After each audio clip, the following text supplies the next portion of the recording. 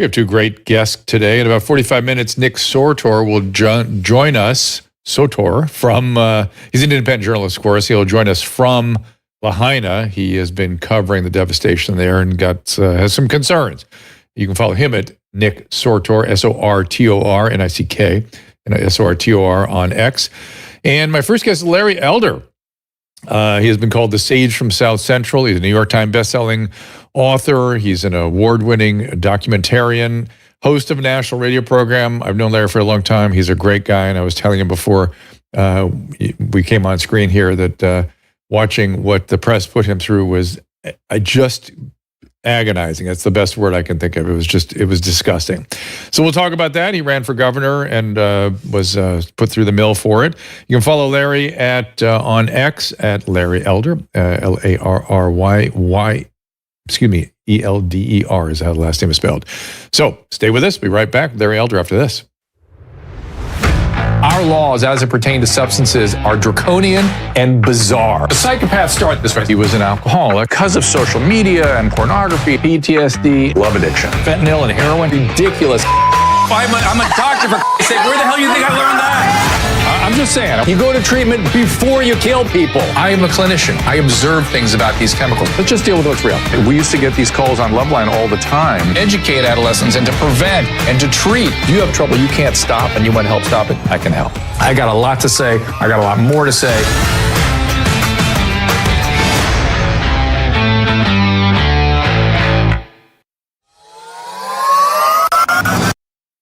Valentine's Day is around the corner, so it is time to look your absolute best. Our friends at Genucel are celebrating Valentine's Day with a special gift just for you. From now until Valentine's Day, get a limited time gift of beauty box free with your order at Genucel.com/Drew. Each beauty box has 2 of Genucel's top sellers for you to give a try. It's absolutely free. And right now, save over 60% off all of our favorite Genucel products with one of our customized skincare packages. I know I'm a snob about the products I use on my face. Everybody knows it. Every time I go to the dermatologist's office, they're just rows and rows of different creams. Retinols, vitamin C cream, under eye cream, night creams. Scrubs. And then when I get to the counter, they're overpriced. All kinds of products that you can all find at Genucel.com. Plus, with its immediate effects, Genucel promises results that will make you smile. It's guaranteed or 100% of your money back. To let yourself and a loved one with our limited edition bundles right now at Genucel.com/Drew. Use our special code Drew at checkout for extra savings off your order today. And remember, every order placed is automatically upgraded to free shipping. Don't wait. That is Genucel.com/Drew, GENUCEL.com/DREW. As a physician, I am deeply concerned about efforts to erode the doctor-patient relationship. And as medical freedom continues to come under assault, I'm on a mission to empower you to be able to take care of yourselves and your family the way you want to. I urge you to get this medical emergency kit from the Wellness Company. It contains essential prescription medication you should really always have on hand. Here's Dr. Peter McCullough, Chief Scientific Officer. It's a very broad and diverse medical kit, can handle everything from a urinary tract infection, a fungal infection, a bronchitis. People can, via telemedicine, get their questions answered and get on the right track. But it's basically an at-home formulary. Yep. For the first time, people, instead of being held captive by an urgent care or by a doctor's office or an ER, they can actually do this themselves at home. Save yourself the wait and the hassle and feel better faster. Go to drdrew.com/TWC for 10% off. That is drdrew.com/TWC for 10% off the medical emergency kit. And welcome. We are joined today by Larry Elder. I want to bring him right in. You can follow him at Larry Elder on Twitter and Instagram at Larry Elder Show. Larry, welcome. Thank you so much for having me, Dr. Good to see you. Pleasure to see you. Now, on your website, I believe you've announced that you want to save the state of California, rescue the state of California. And that particular captures me because I remember I was driving down, you know how the 110 freeway cuts right, we're sounding like an episode of the California as soon as you start naming the names of the freeways. But I was going down the 110 right down the middle of downtown Los Angeles, and I was like, oh, God. And then I was sort of overcome with this sort of sadness that we'd taken it to this point, or we hadn't, that had gone to the deteriorated to this point. And I thought, I think the state is worth fighting for. So, we've all lived here all of our life, a lot of us, and it's worth fighting for. I had that feeling about 18 months ago. Now I'm starting to fade. Tell me how you're going to rescue the state. Well, I have a brand new book out called As Goes California, My Mission to Rescue the Golden State and Save the Nation, where I talk about what's happened with California, with the crime, with the way Gavin Newsom shut down the state in a more severe way than any of the other 49 governors did. We lost probably about a third of all our restaurants are now gone forever. And most of those, Dr. Drew, were run by mom and pops, black and brown people, the kind of people that people like Gavin Newsom purport to care about.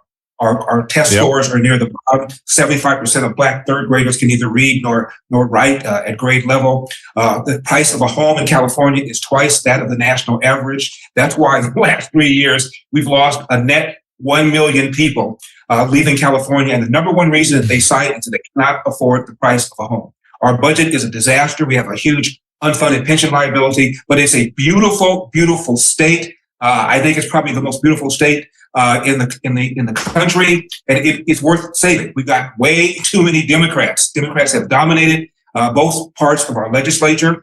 California has not elected a Republican statewide in almost 20 years. I tried to break that streak when I ran for the recall election because I thought for a moment people were fed up with the crime, fed up with the homelessness. But he got pretty soundly reelected, although his numbers now are the worst numbers of his career. And the two reasons people cite: crime and homelessness. And so when that happened, when he was what seemed to be easily reelected, that was shocking to me. I mean, it really kind of rocked my faith in the electorate. And so when I see polls that, things are going one direction or another, I don't believe anything because, and to me, that was just mind-blowing that they had a great candidate. They had you as an option. Obviously, they were extremely gruesome and unfair towards you. And I hope the LA Times just completely crashes and burns. It looks like it's getting close. And I've had my own run-ins with them over the years, and they are reprehensible. There it is. That is their headline. I'm not even going to. I can't even. The words cannot come out of my mouth. It's just so disgusting that they feel that within their liberty to go. It's mind-boggling. Who are these people? What is wrong with them? Yeah, the woman who wrote that is named Erica D. Smith, and as you know, the newspaper is hemorrhaging money. They're now laid off about 150 people recently, and one of those who was laid off called my views white supremacists. She's now gone. Her name was Jean Guerrero. However, the one that called me the blackface of white supremacy is still there, even though the LA Times said they were going to let people go based upon seniority. Those with the most senior would stay. Well, the one that called me the blackface of white supremacy had less seniority than the one who called me a white supremacist. The one who called me a white supremacist is a Latina. And when she left, she posted on social media that there are now no more Latina opinion writers. But the black woman that called me the blackface of white supremacy with less seniority is still there. My feeling, Dr. Drew, is they were afraid to get rid of her because she pulled out the race card and she would sue them claiming racial discrimination. Well, why would they need any Latina opinions? I mean, we certainly have no one in our population here that needs representation. I mean, we have no Central Americans, no Mexicans, no Hispanics in this town. Why would we want to have anyone? It's so insane. It's so where. And part of me wonders. Let's say people did vote for Gavin Newsom because he looks dreamy, or because people vote for just the status quo. That I understand there's sort of that bias that people have, but where is the Hispanic community in this? They are usually very, very smart, very reasonable, very family oriented. They're the ones that suffered during COVID more than anyone. They're the ones whose businesses were shuttered. They're the ones whose kids at school were damaged. How come they're not just outraged? They should be just furious. Where have they been? Well, I think things are changing. That's why I mentioned Gavin Newsom's poll numbers are the worst of his career. And the two reasons people give is crime and homelessness. And when I ran, I was supported by the former Senate Majority Leader, who is a Latina, because I support school choice. And the ones who get the worst schools are the people living in the inner city, black and brown kids that cannot read or write or do math at grade level because of the inability to put their kid into a better school. I think people are waking up. In the crime, you have all these soft on crime policies here in California, Proposition 47, Proposition 57, both of which Gavin Newsom supported, that essentially tell bad people, you're going to be on the streets. If you go to jail, maybe cashless bail. So the likelihood is if you get caught stealing under $950, you've committed a misdemeanor. If the officer sees you, writes you a ticket, you have zero chance of going to jail. I think people are beginning to wake up. Not only zero chance of going to jail, the police are so demoralized by writing these tickets that just get torn up right in front of them. They don't write the tickets. They don't respond to the calls. And I don't blame them. They've got enough on their plate. They're going to just focus on dangerous individuals and not the $875 smash and grabs, which is now, of course, again in this state, those that need services the most are not going to have access to them because those businesses are going to shutter in their neighborhoods.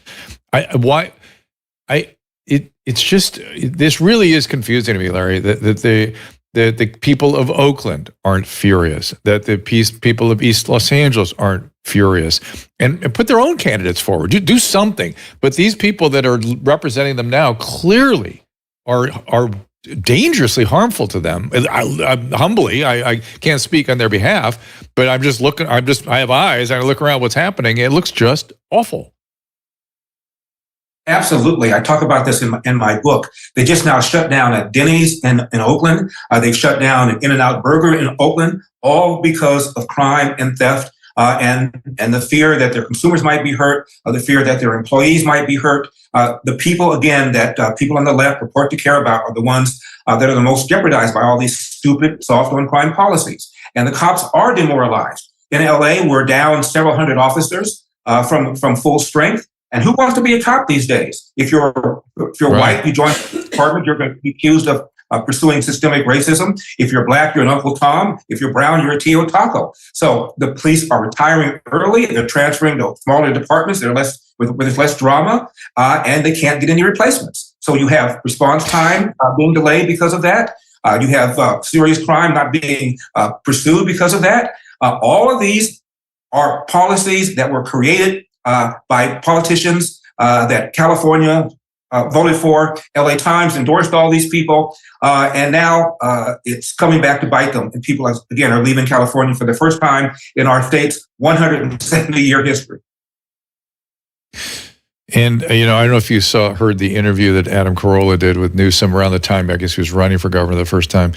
And his whole policy was focused on eliminating check cashing outlets in the central part of Los Angeles.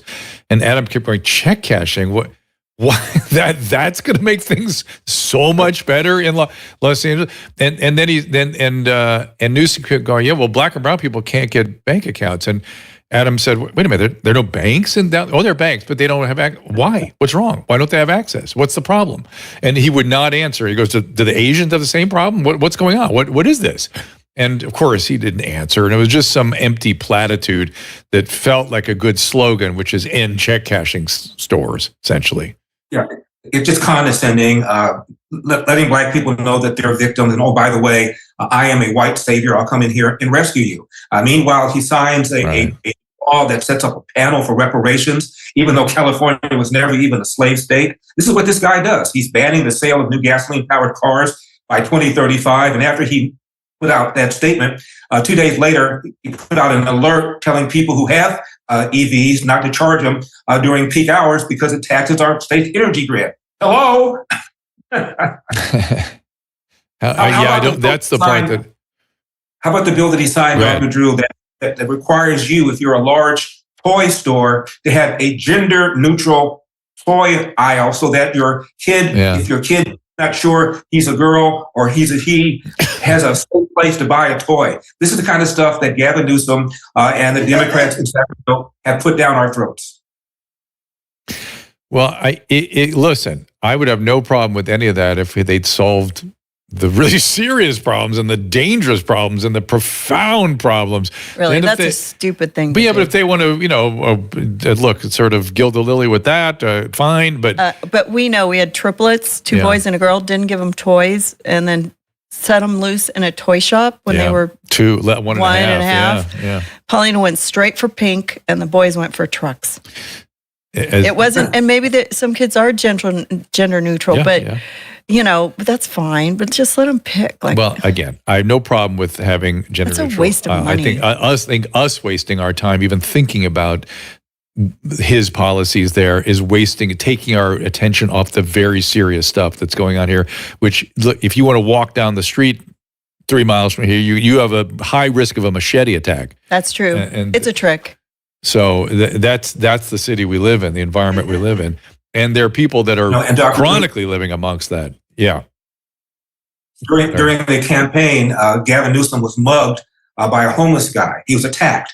And he had, of course, his security detail. Remember that. How many of us have a security detail when we're walking around? You have all these guys who are on the street because of these soft on crime DAs, soft on crime policies that have been pushed to the voters in the guise of criminal justice reform, making things far, far more dangerous for the average citizen. So on your show, let me make sure I got down what I wanted to get through here. Yeah. What kinds of things? First of all, give us a promo for your radio show. Where do people catch it? Well, I'm going to be starting a podcast probably in the next couple of weeks. You can just go to larryyoder.com and or go to my social media, and I will keep you apprised of that. But right now, my goal is to promote the book so that people can realize we can turn this state around. We can do something about the crime. We can do something about the homelessness. We can do something to improve our schools if we push school choice. So I'm urging people to get the book and check it out. All right, done and done.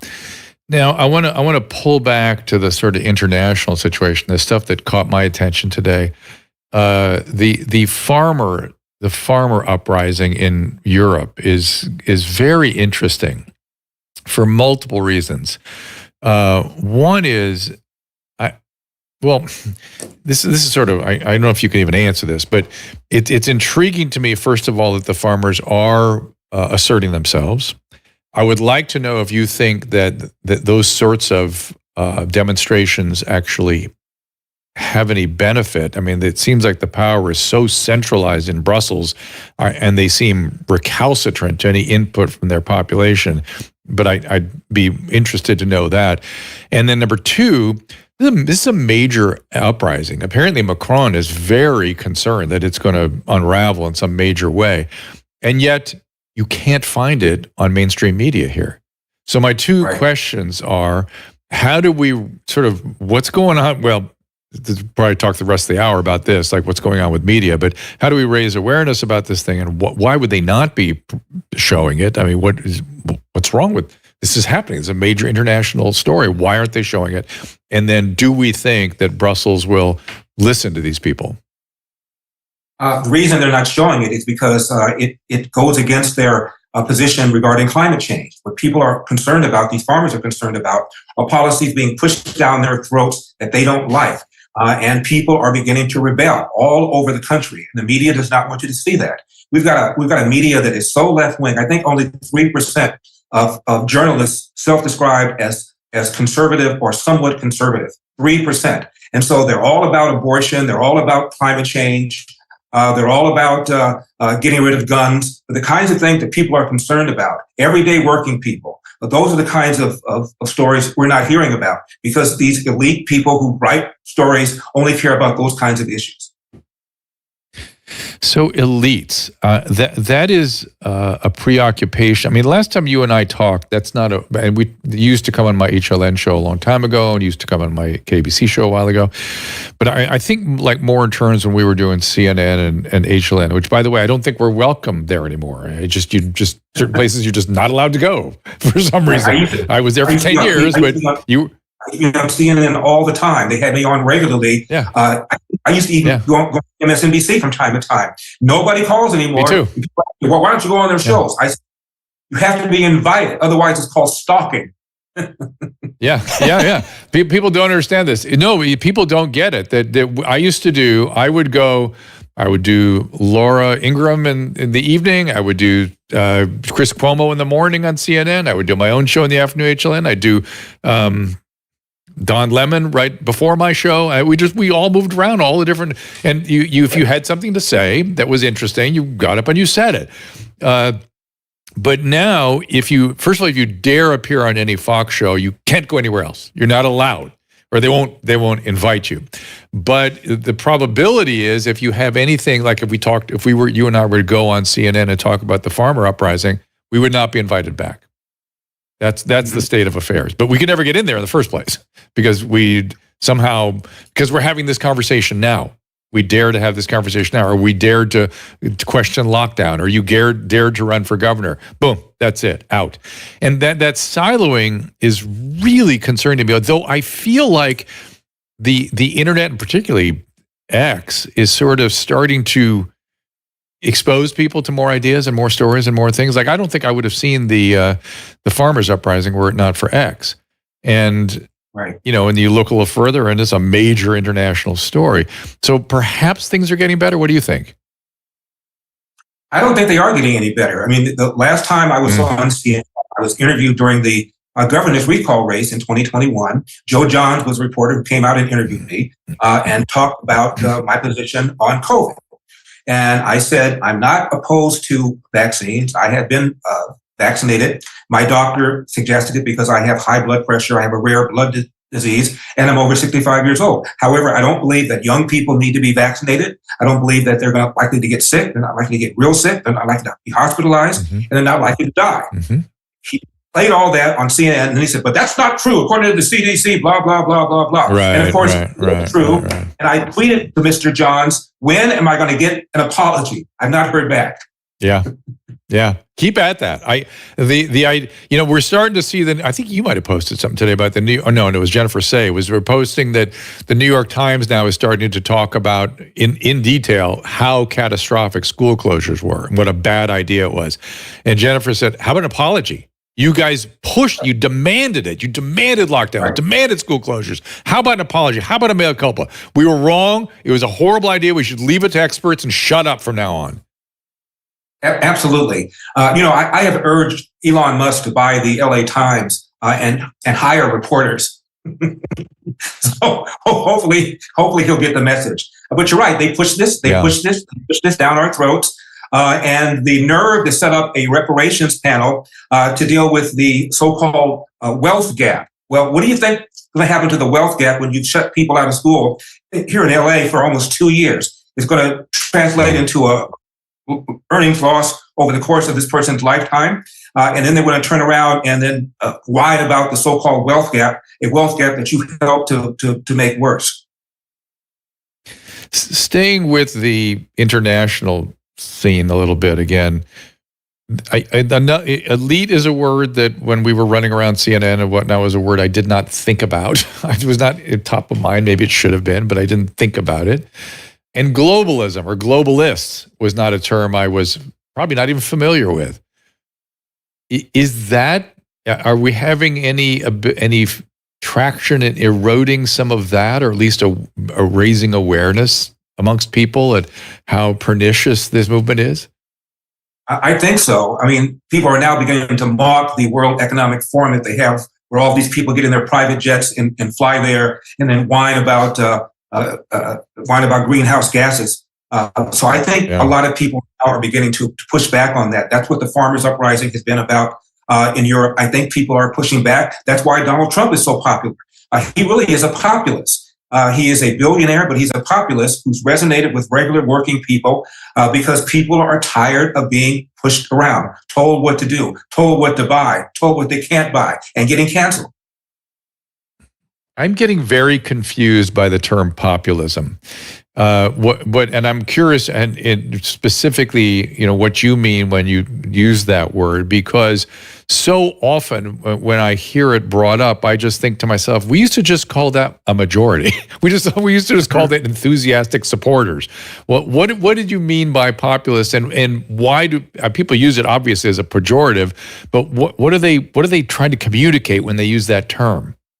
It's a good question. It's kind of an amorphous term, kind of a vague term. But what I mean by that is somebody who is, quote, a man of the people. When Donald Trump went down that escalator, I was in an area of LA called Sunland. I know you know the area. It's kind of a working class area. And I was at a place like a Denny's. It's called Coco's. And I'm sitting there at the bar having breakfast. And a guy comes up to me, and he can tell that he's a working class man because of how he was dressed. He had paint all over his hands. And he told me that he felt that Donald Trump, quote, speaks for me, close quote.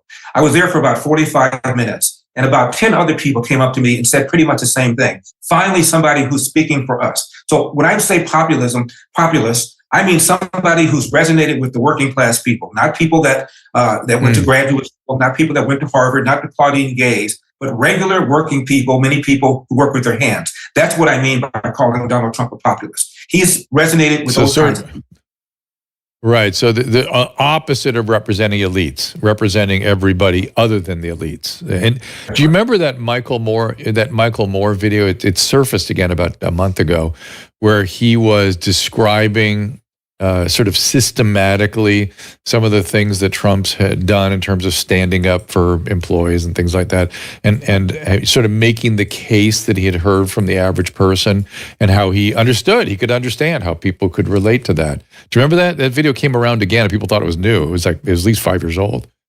Yeah, I did see that. And remember, Michael Moore was the one who predicted that Donald Trump was going to win.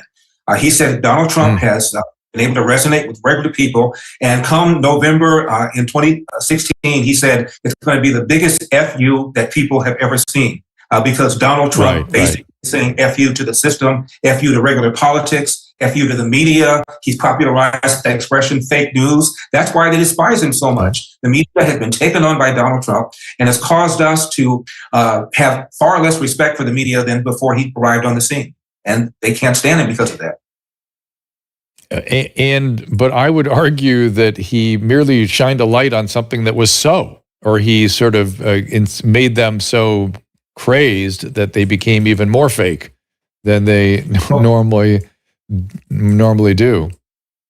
Well, that's right. And remember, the media is the one that pushed this Russia collusion thing for almost 2.5 years. It was the 51 so-called former intelligence officials signed that letter claiming that the Hunter Biden laptop had all the hallmarks of Russian disinformation. The media pushed it, CNN pushed it. And people are beginning, I think, now to go to alternatives like your show. People are able to go to podcasts now. And so the power of the media, which is why newspapers like LA Times is having difficulty, is people are getting their sources other places that they trust more than organizations like the LA Times. Yeah, every interaction I've had, I stopped doing print because of the LA Times. Every interaction I had was such a grotesque distortion of the facts and what I was telling them or what I had said, or even if I was just advising them on something. When it was about me particularly, it was just like, what? I remember the last time I interacted with them, with this woman, it was when the Board of Supervisors wanted me to serve on the commission, the homeless commission that sort of determines the distribution of resources. And this woman interviewed me. I said, I'm going in there with an open mind and an open heart. I want to listen. I want to learn about this. I've talked about this a lot, but I had to shut up and listen and hear to what they're doing. And before I jump into anything, I come in with no agenda.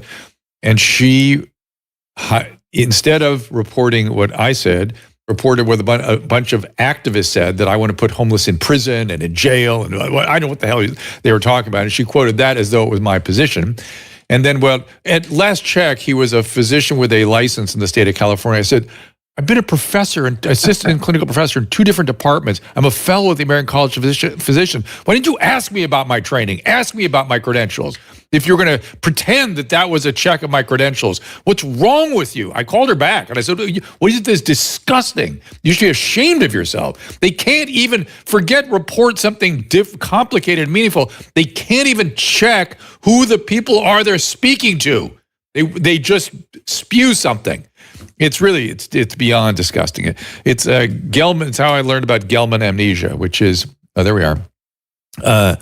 Gelman amnesia is where they write an article about something that you know well, and then you go on to read another article about something equally as complicated and go, well, I guess that's accurate. No, they're inaccurate on everything, and especially the LA Times. And they deserve everything that's coming to them. They really do. I'm sorry. Sorry for the people that are losing their jobs, but you folks created this with horrible, horrible journalism and biased, distorted, disgusting, dangerous, unfair to you. That is their mission. So mission accomplished, everybody. Now we're not buying the LA Times anymore. I'll be right back after this. Well, most of my career I've been urging people to kick habits, change habits. Well, this time I'd like to suggest getting into the habit of adding Paleo Valley grass-fed bone broth protein to your daily nutrition regimen. Here's CEO Autumn Smith. It's made from cows with 100% grass-fed and finished, and bones. They're bones rather than the hide. Most bone broth or collagen powders are made from hides or hooves, but ours is actually made from the bone because it'll contain additional nutrients. Bone broth is a way to bring back those nutrients, those minerals, and there's glucosaminoglycans, and then there's collagen, which helps us prevent wrinkles and joint pain and actually heals our gut. There's gelatin, and there's just all of these ingredients that the modern diet has kind of left by the wayside. Susan and I have been mixing the chocolate-flavored bone broth literally into our coffee every morning for months, and we've noticed a difference in our energy, appearance of our hair, skin, nails. Susan's particularly very happy with this.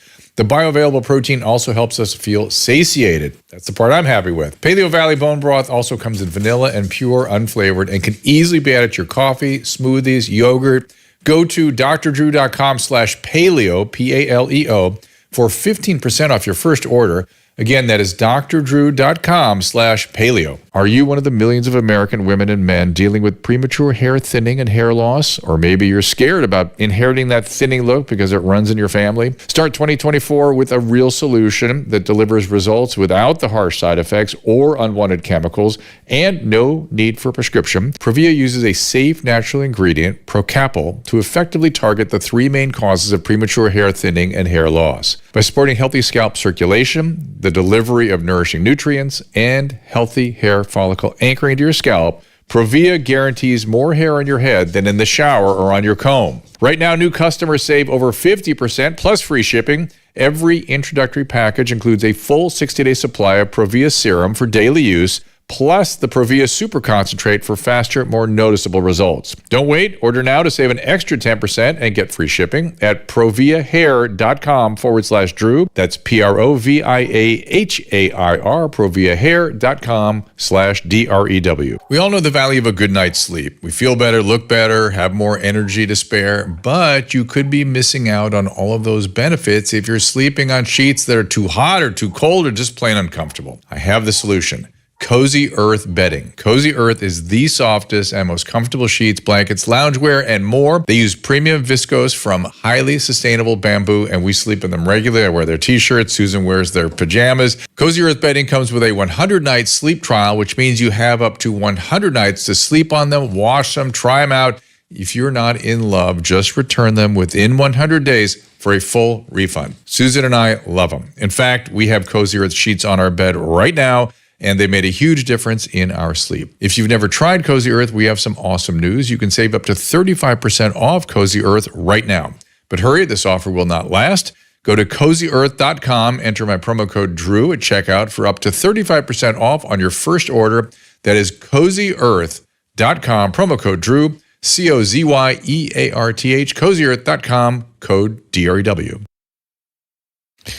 Nick Sortor will join us in about 20 minutes. We're here with Larry Elder, the book. Let's put it up there, Caleb, if you don't mind. And Larry, we appreciate you being here, and we're looking forward to your podcast. But right now, you're getting the book, As Goes California. And you know, the other thing is, as goes Canada, so goes California. So it always seems like that. They're about a year and a half ahead of us, and California can't wait to do exactly what Canada's doing. I always try to understand the people that create these things. What are they telling themselves in terms of what it is they're doing? In other words, are they saying that this is just short-term pain for some long-term objective that we have to get through, that they're sort of in denial about the probability that they're creating something catastrophic and it's not going to get better magically, at least the way they're pursuing their policies? We were talking about the LA Times. In my book, I talk about the interview I had with the editorial board. It's on YouTube, by the way. And for the first 5 minutes, I just lit into them the way you just now did. I said, you have a opinion writer who referred to me as the black face of white supremacy, and the subheadline in the column was, "You've been warned." Is that okay with you? And they went, well, we really don't talk about what our journalists say. I said, are you okay with calling Larry Elder the black face of white supremacy? Tell me what it is I've said. Tell me what it is I've done that warrants that title. And they danced and they danced and they danced. I told them it was disgusting the way I was treated. Look, they write 3 or 4 opinion editorials every single day, supporting this, supporting that, supporting this, and the state's gotten worse and worse and worse. So you guys are supposedly experts. You're the one endorsing this bill, endorsing that bill. Why have things gotten worse given the fact that Democrats have been running this state for decades? Democrats have been elected in the major offices for decades, yet things are getting worse. Does it ever make you rethink your assumptions, rethink your position on taxes, on spending, on climate change, on anything? No, it doesn't. Yeah. That's the part I struggle with. I struggle with is that I don't know why they can't adjust course, why they can't learn from mistakes. I wonder what they're telling themselves about some of these things that they've done to the state. You mentioned quite a bit earlier, we talked about this mandate we have for electric cars here. And that, if you remember, was pushed through by that billionaire. I forget his name. His last name starts with an S. Do you remember this whole story? He's pushed. He ran for. He was one of the guys that ran for governor too. And I interviewed him right after he pushed it through, and he was gloating, was so happy with himself. And I said, all the savings that you're going to get for the first 10 years of electric vehicle are going to be completely undone by fires this year. This year will easily undo, it will put up more carbon than 10 years of electric vehicle.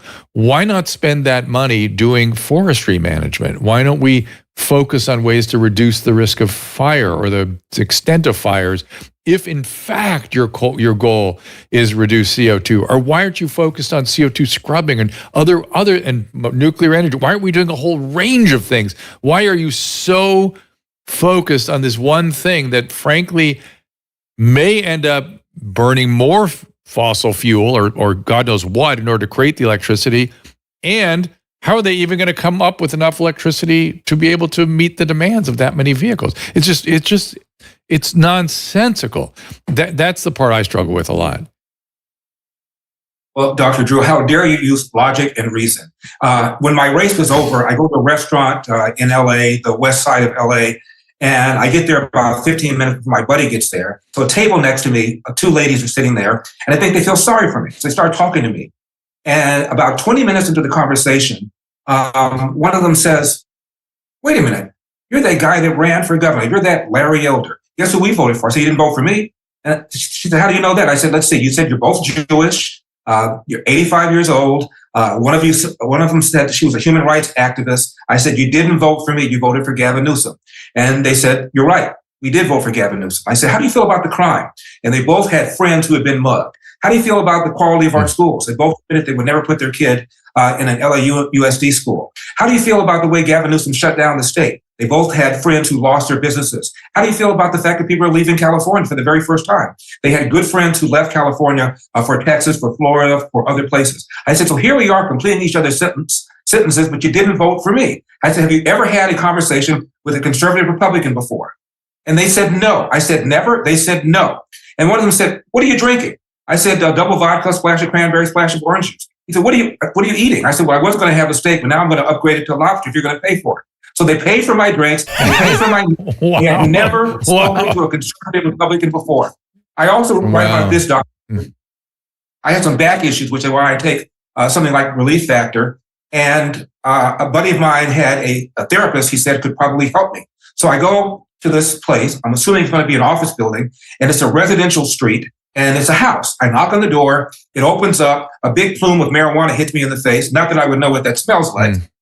But the lady who opened the door had tattoos everywhere, ear piercings everywhere but her eyeballs. And so she invites me in, and she's playing Motown music, which is my favorite genre of music. And the song would come on, and I would say, well, this song was written by Smokey Robinson. It was written for David Ruffin, the then lead singer of the Temptations, who unfortunately had a drug overdose. And every song that came on, I pretty much had a backstory to it. And 20 minutes into the session, she goes, I know who you are. When you called and you made the appointment, I knew who you are. Had I known you were this personable and this funny, I would have voted for you. I said, do you know any Republicans? She said, no. Yeah. I said, well, believe it or not, we have personalities. We have senses of humor. Shocking. She did not know a single Republican. This is the state. That's why Gavin Newsom was able to survive the recall. If you look at all the ads that were put up there, and Biden cut a commercial for him, Obama cut a commercial for him, Senator Warren cut a commercial for them, and they all said the same thing. They didn't say Gavin Newsom was doing a great job on crime, on homelessness, on the way he shut down the state. They said, stop the Republican takeover. And I had, at the time, one photograph with Donald Trump in my life, and they showed it over and over and over again, two of us standing with our thumbs up.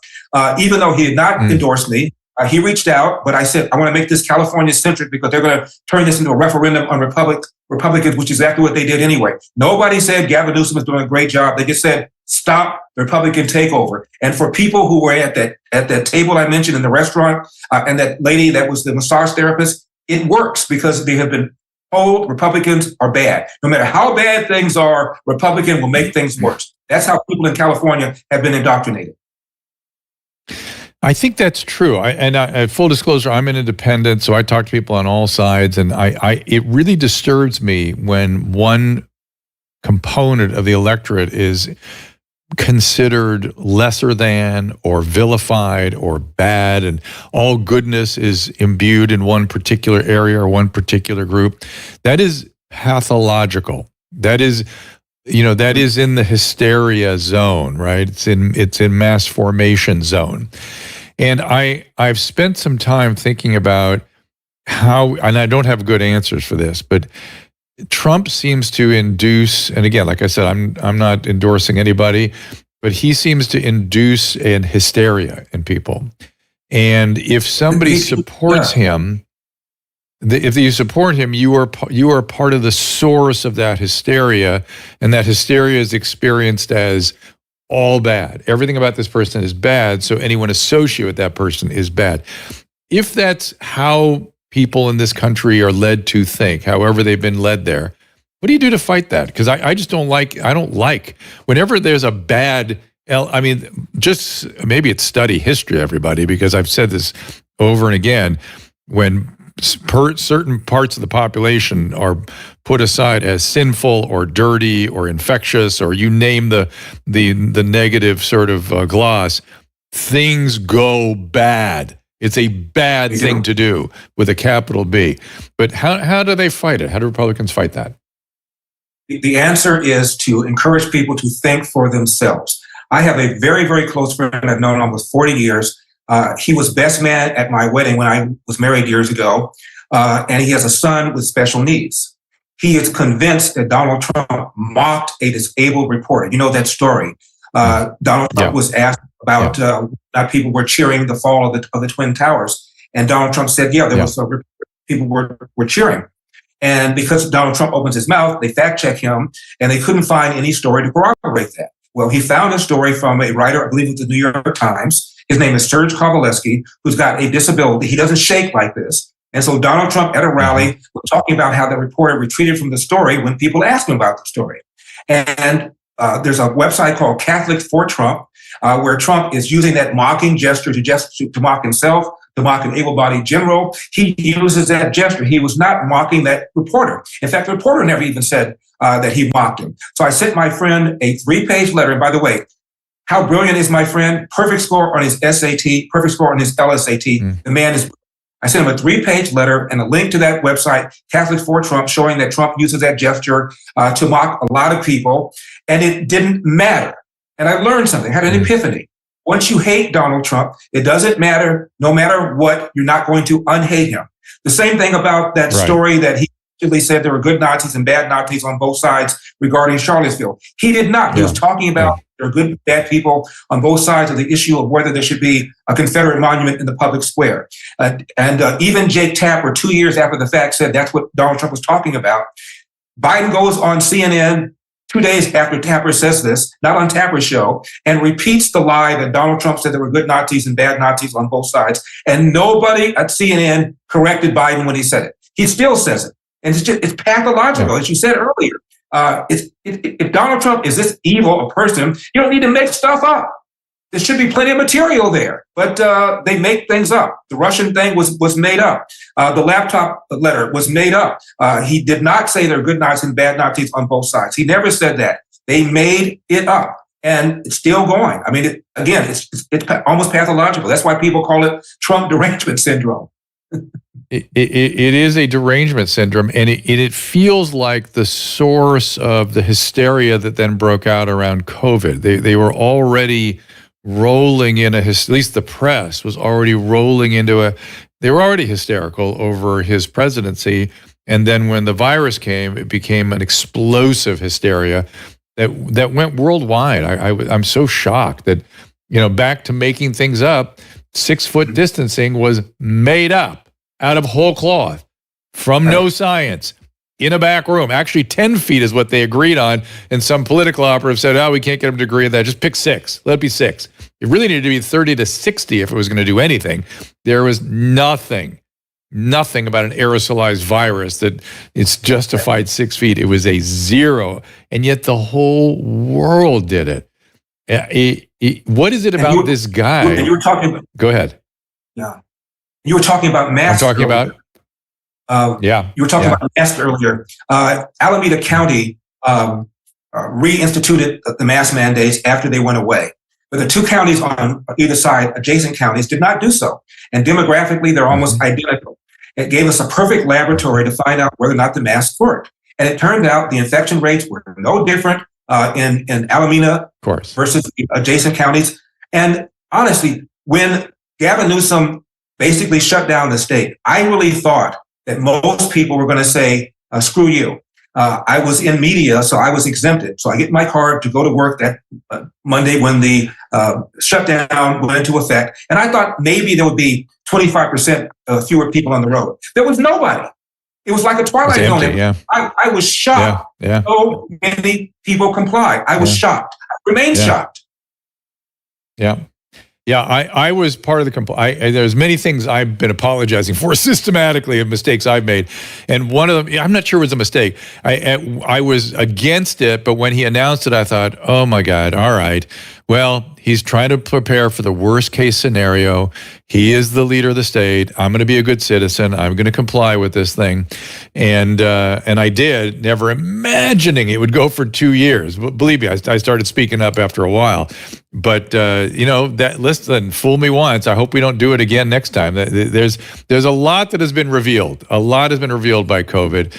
One is the elites, as you mentioned, with fake news and how fake, how arbitrary and capricious things are, how hysterical everyone is. What the World Economic Forum and forces like that, the World Health Organization are up to. I hope. I've certainly been exposed to a lot. I hope a lot of people have been. I know I've got to let you head out the door as soon as possible here, Larry. I promised that, hang on a second. Somebody is asking, okay, you've got a yellow ribbon on your jacket. People are asking on our Restream what that is all about. This is to show support for the hostages that have been taken by Hamas. That's what this yellow ribbon is for. Thank you for that. And again, so I hope, even though as we discussed earlier in the hour, there's been still siloing of media. I believe that at least on the margins that X and other places, people are starting to get exposed to things. They're starting to understand that the media is profoundly untrustworthy and profoundly biased. And we have to, you can listen to it, but you have to double check and triple check and try to get your own sources, not just consume it in one place. You consume it in one place. I don't care if it's Fox News or CNN, I don't care which. If you're doing one, you're going to be in trouble. It doesn't matter which. You're going to have to do more than just listen to one version of what's out there. And think for yourself. When I was campaigning, I put this story in the book. I'm at a coffee shop, and half the people there had masks on, half of them did not. And the lady who served us was not wearing a mask. And I said, what's the policy here? And she said, well, my boss says if you want to wear one, you can wear one. If you don't want to wear one, you don't have to wear one. So I choose not to wear one. I said, have you been vaccinated? She said, no. I said, may I ask why not? She said, you can ask, but I don't feel I have to tell you. That's what she said. Big smile. That's for sure. Go ahead, ask. Yeah, that's for sure. I don't have to give you a reason. Yeah, I don't have to give you a reason. What she does with her body and her medical care is nobody's goddamn business. I completely agree with her. And we just got so used to being up at everybody's stuff. We'd have to show your stupid code to go into New York was ridiculous. All right, well, Larry, good luck with the book. It's up alongside you there, as goes California. Check it out. Be careful, everybody. People, I don't know if you remember, was it Bloomberg that came here about 3 years ago and went, California is the ideal liberal state. It's the model for the rest of the country. And at that point, it was maybe 6 years ago, and I was thinking, really? You want this is an ideal state? That is breathtaking. So pay attention, everybody. Read the book and behave accordingly, plan accordingly, vote accordingly, and collect your news from multiple sources. Thank you, Larry. My pleasure. Thank you. Appreciate it. All right, you got it. All right, we're going to have Nick Sortor in a minute. The mask thing made me want to just review a little bit about masks for a second, if people don't mind. And that, did I lose my co-hosting position, Caleb? Yes. That is Drew, it was because during the ad break, you accidentally unmuted it, and I heard all these dogs going everywhere, and I'm like, where's that coming from? Where muted everything? And it was you on Spaces. Nick is also here and ready to go. You know what? I didn't unmute it. I actually pushed the cough button down, and I wonder if that does something. That's weird. Oh, I wonder. Well, I kicked you off, but I brought you back. Yeah, so, all right, well, I'm back now. Good. But I wanted to review the mask stuff before I get Nick on in here. And that is this idea that you can wear masks if you want to. I think it's actually kind of a good one. And I have no objection to people wearing a mask if they want to protect themselves. But do not wear a surgical mask. It is completely useless. People are still bringing up surgeons and the wearing of surgical masks. So I feel obliged to review that surgeons wear surgical masks so their spit and the bacteria in their mouth doesn't land in the surgical field. It has zero intent on influencing a virus that might get out into the room and be inhaled by the staff. It has no impact on that, no meaning in that regard, and it's strictly our mouth is full of horrible bacteria. It cannot get into a sterile field, or that will be an awful bacterial infection. Viruses often aerosolized, and COVID was an aerosol respiratory virus, meaning it's not transmitted on fluids or surfaces or even droplets. It is these tiny, tiny microscopic aerosols that travel 30 to 60 feet. And if you wear a mask that has any opening anywhere around the surface, you are actually causing an acceleration of the airflow through those little holes, and it actually increases the distance that aerosols go. So instead of 30 feet, now it's 90 feet. So I remember seeing Bernie Sanders sitting in Congress. He had an N95 mask on, which is a good mask and will protect you if it's completely sealed. But you could see the air jet on his glasses. You could see his glasses steaming up from the lack of tight fit around his nose. And that was aerosols going across the room and having no effect on protecting him. And by the way, it's not even clear that you can protect other people with a mask. When we go into a room with a patient with infectious disease, we don't mask the patient. We mask ourselves. We want to protect ourselves. And so, if you want to protect yourself, fine. Whether that has any influence on other people, I'm unconvinced. All right. So, Caleb, is Nick available yet? Is he here? Yes, he's here. He's here.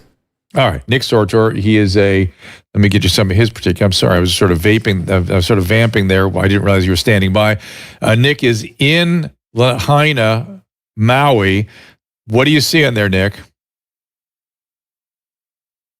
And Dr. Drew, I'm telling you, it hasn't gotten any better. We're almost to the 6-month mark here on, since the fire, and nothing has gotten better at this point. I mean, there's now a homeless crisis where just up the road here, there are people living on the beach because they've lost their homes and they're not getting any support from the federal or state governments, no aid at all. I spent the morning here helping my friend move his stuff into a shipping container so that he could move off the island because he didn't get any aid, and so he couldn't afford to stay anymore. And it's really sad. I saw the tweet. You were tweeting about that, and I was trying to understand what he'd been subjected to. So did he lose his home in the fire? And you didn't put it all in the tweet. It left a lot of question marks over my head. Because, by the way, coming to the mainland is not that much cheaper than where you are on the islands. So what happened to him? So he lost his business in the fire. And so he had no form of work anymore. And so he had no income. Yeah, you get $700 from Joe Biden out here. Housing is so expensive. A 1-bedroom, 1-bath apartment is going to run you $3,300. I go across the street, I want to buy a 4-pack of toilet paper. It's going to be $10. And so $700 is not even going to last you a week out here. So there's hardly anything people can do. If you don't have any savings, you're going to live in a tent over here. That's all you got, or you move. What is the government, the local government, saying their plan is? Do they have any? Are they laying out any? I see the destruction behind you. Are they going to rebuild? Are they going to bring in investments? Are they going to help people find employment? What are they offering? Any sort of plan? So for the people that lost their homes here, they are thinking about making low-income housing, but really far away from the town. So, and that's not what people want, because, you have multi-generational homes that these people lost. They've been in the family for 150 years or so, and they would refuse to sell that property. People have been trying to buy it off of them. The government's been trying to buy it off of them because they wanted to put a bunch of luxury homes on it. And, for millions of dollars, they still refuse to sell it. This is their perfect opportunity to pretty much come in and grab the land. And they keep talking about smart cities and 15-minute cities. So people out there believe that this is a land grab at this point. Are they having success? Are people letting go of their properties? No, very few people. Most people are fighting to keep the land, keep their properties. But, a lot of them were not insured either. And this fire happened of no fault of their own. The government, at a minimum, it was government ineptitude that let this town burn down. And so I believe that those people should, if it finds out that the electric company or the government is totally at fault for the fire, the government should be responsible for it at that point. And a lot of people feel the same way. Even Hawaiian taxpayers feel that way. Well, the electric company is going to get sued, I'm sure, and I'm certain that there will be insurance payout. Is anybody going to take similar action against the government? Yeah, and so Maui County is now facing over 1,000 different lawsuits at this point, which is, much deserved. And one of the other problems here is nobody trusts. I mean, a very small group of people actually trust the government here at this point, trust their mayor. They definitely don't trust the police chief because he hasn't bothered coming around at all for months. Nobody's seen him. Nobody's talked to him. They want to know who was blocking the roads down here and keeping people from being able to escape the fire. And explain to people, Nick, what you're doing there. This was your home for a long time, right? Well, I mean, I was here for 2 months earlier last year. So at this point, it almost feels like a second home. And I've met so many people where I was staying on couches and like guest rooms of some people, and they were willing to let me do that. So I kind of feel like family here at this point. And it's really touching to see how great these people are in this community, how nice and welcoming they are, and they're getting royally screwed. I was looking at your Twitter feed, and one thing that caught my eye was you were making fun of, frankly, what San Francisco did with the homeless. Are you taking aim at California as well? Because, man, there's a lot. I was just talking to Larry Elder. There's a lot to take aim at.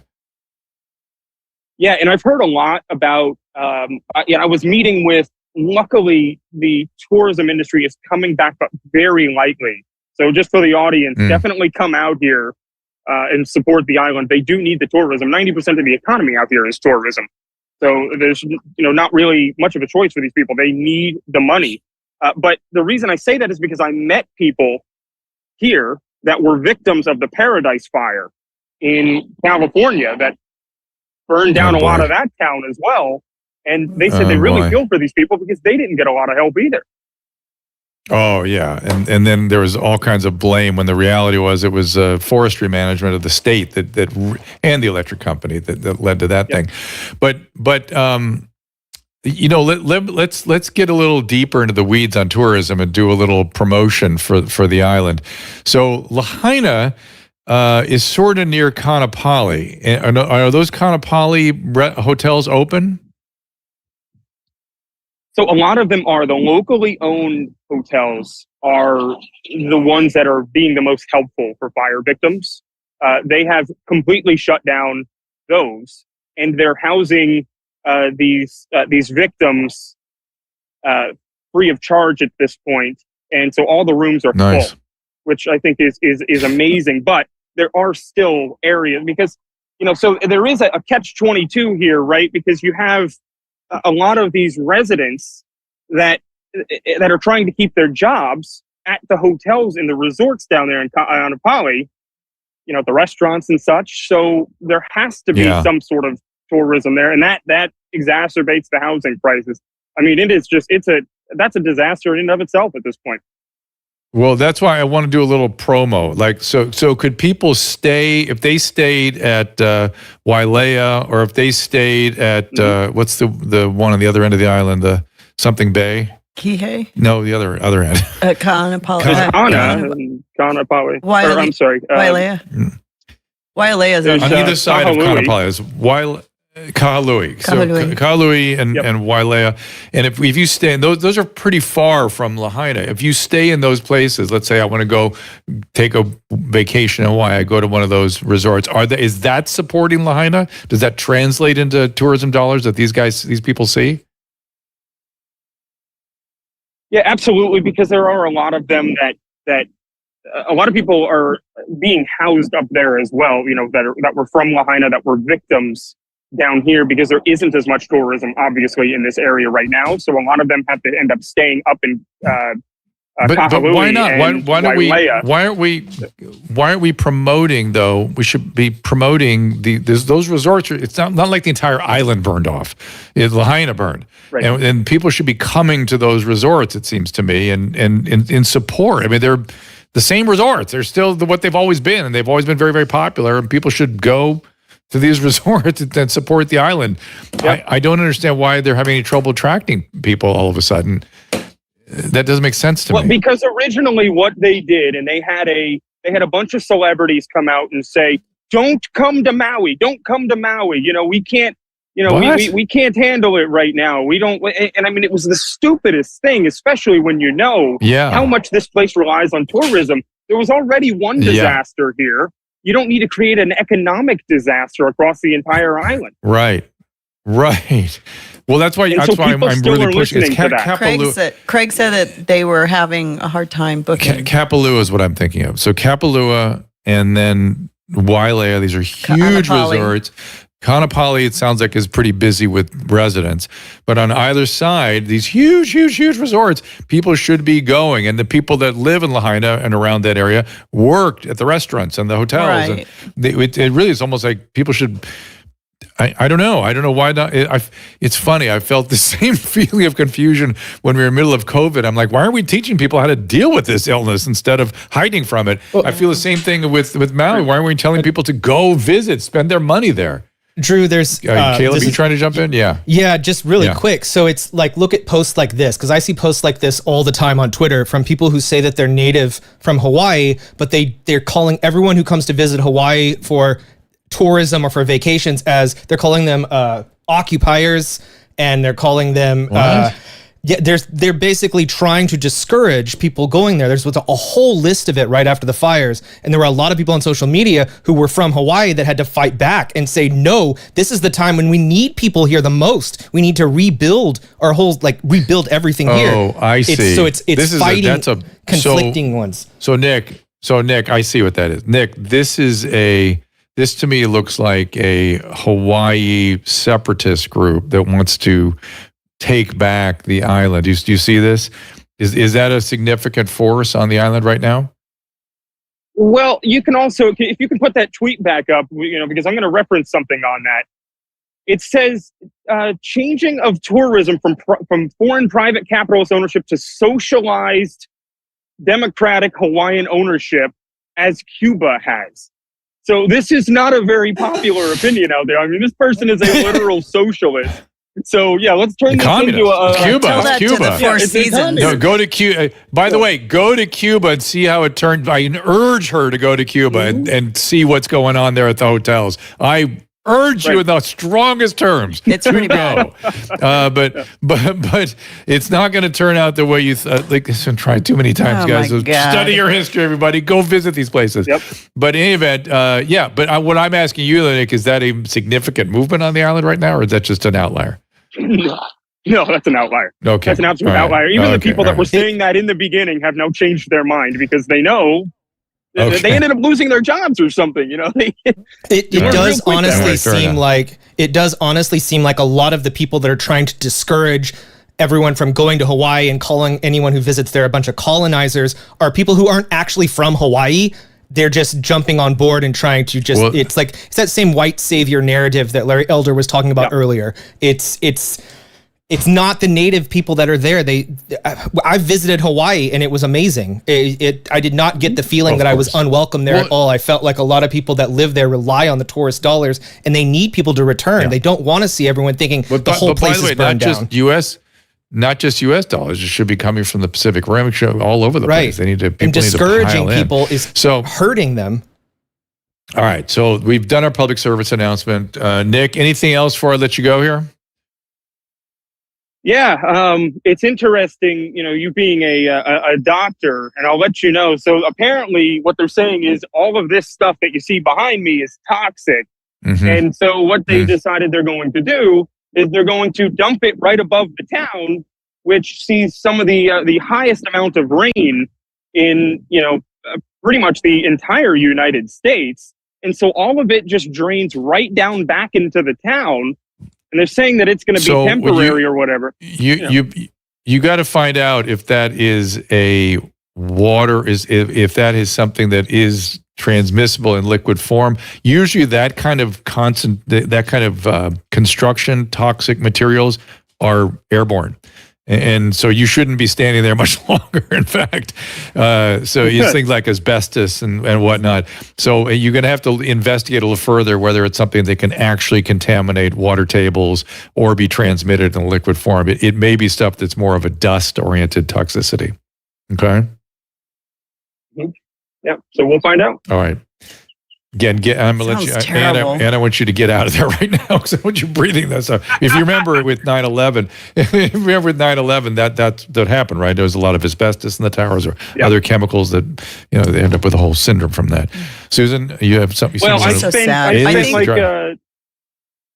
spent like 2 weeks in East Palestine, Ohio, right after the explosion. So, I mean, there's probably going to be plenty of problems with me at some point. Yeah. Yes. Susan, explain something. Your cancer checks quick. Okay. Oh my God. All right, Nick. Well, thank you for joining us. Appreciate it very much. Hopefully we'll talk to you again soon. Absolutely. Thank you, Dr. Drew. Nick Sortor. You bet. Nick Sortor in Maui. You can follow him, Nick Sortor, on X. And Susan, you've been running around a bunch today. I guess the dogs did get through on the air. Yeah. Everything. They did? Yeah. Sorry. That's why I was kicked off Twitter Spaces. What? It's a long story. I was listening on Twitter Spaces. Twitter Spaces was fine. Okay. I think this cough button may do something. No, it was working fine. Okay. You were on Twitter Spaces the whole time till I came back in the room. Okay. Because that's how I was listening. All right. Okay. Caleb, anything else on your end? Want to put the list of upcomers coming up there? Nothing except I'm very excited for Roseanne to be here next week. If this Roseanne, one sticks, this one I'm should not stick. going to hold my breath. Look. Yeah, but she should be here booked a this time. couple of times. Yeah, I had She's to move booked her. a couple of times and moved, which I'm very sympathetic She's in Hawaii to too, right? I believe she's in Hawaii, but I don't know if she'll still be in Hawaii. Del Bigtree at popular demand. He's actually going to be in studio. Nikki and Jim Norton will be in studio. They're right. Jimmy Dore coming in. Alex Berenson back for number 3 or 4 visit with Kelly Victory making her return. Zuby, we love speaking with him. And then Rob Henderson has a great new book. I think it's out right now. It's so funny. We tried to get Zuby for so long and we couldn't get him. And one day I go to Drew, I go, we can't get Zuby. He won't come back. And I guess within like an hour, Zuby was booked. I just DM'd him on Twitter or something. Oh my God. So I said, I admired him. And he was traveling a lot and stuff, I remember. Yeah, he was up to something that day too. And it was kind of interesting. Let's see, I got to get name of Rob's book. It is called Troubled. It is an extraordinary book. Rob was a troubled young person who got into the military, and that squared him out. And he, because of the military bill, was able to go to Yale. Was shocked at the way people from a certain class saw the world. And so he started thinking about that, ended up going to, I think he's at Oxford, became a social psychologist. And he writes the book of his story now from the perspective of somebody highly trained in this area. And it's not an uncommon story at all from the standpoint of what he went through. What's uncommon is that he found his way out and is an extraordinary professional now. Cannot recommend that book strongly enough. It's breathtaking. And it is just all the, if you are a Loveline fan, he was every caller. he was just the stuff we listened to all day long. And he found a way out through education. And as I said, he has lots of interesting insights into the kids he met at Yale. And he invented this term called luxury beliefs, that these kids with money and education have the luxury to believe the things they do because they've never had to really struggle, many of them. What we'll do is we'll see you again on Tuesday with Roseanne. Is that 3:00, everybody? Susan, 3:00? Yep. Yes, sir. As far as I know. Okay. Should be very interesting. She's going to tell me about them again. I got more questions about them, and see if I can kind of nail her down on who them is and what they are up to. And she's always fun and funny, and hope you'll enjoy it. So we'll see you next Tuesday, 3:00 Pacific time. Until then. Ask Dr. Drew is produced by Caleb Nation and Susan Pinsky. As a reminder, the discussions here are not a substitute for medical care, diagnosis, or treatment. This show is intended for educational and informational purposes only. I am a licensed physician, but I am not a replacement for your personal doctor, and I am not practicing medicine here. Always remember that our understanding of medicine and science is constantly evolving. Though my opinion is based on the information that is available to me today, some of the contents of this show could be outdated in the future. Be sure to check with trusted resources in case any of the information has been updated since this was published. If you or someone you know is in immediate danger, don't call me, call 911. If you're feeling hopeless or suicidal, call the National Suicide Prevention Lifeline at 800-273-8255. You can find more of my recommended organizations and helpful resources at drdrew.com/help.